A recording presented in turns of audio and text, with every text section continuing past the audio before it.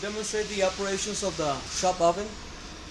When you're gonna plug it in, just make sure that you don't touch the metal parts on the plug, so you get electrocuted. You pretty much just plug it into the wall, and you're ready to go. To turn on the oven, you can just switch up, and it should say on right here. The system's already programmed. If you ever need to change your temperature, all you have to do is push the blue button, and it's gonna give you an option of which digit you're gonna move.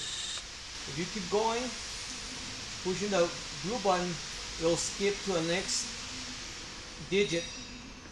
At this time, we're gonna go to 400 degrees. So, using the arrows, you can move up and down each digit as you need it. I'm gonna go back to the number 8 and remove it, lower it to 0, using the arrow going down.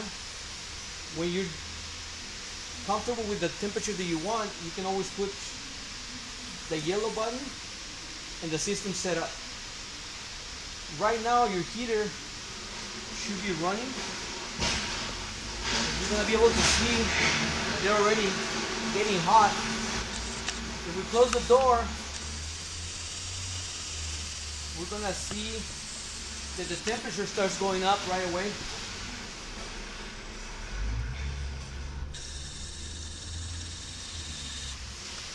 You're gonna see the temperature going fairly quick until it reaches temperature. Once it reaches 400 degrees, it's gonna stop.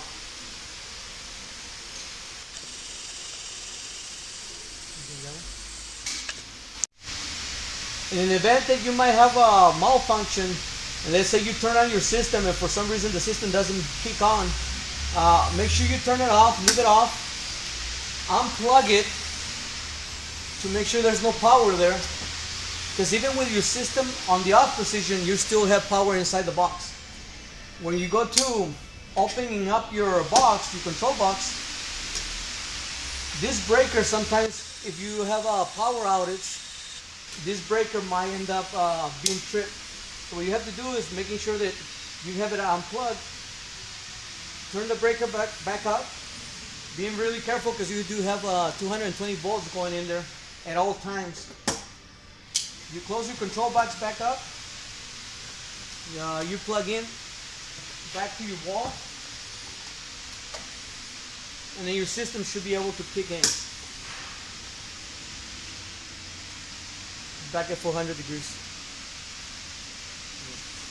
Yeah. There's a cover right here in the middle, which you gotta make sure that it never gets removed, because there's high voltage behind that cover.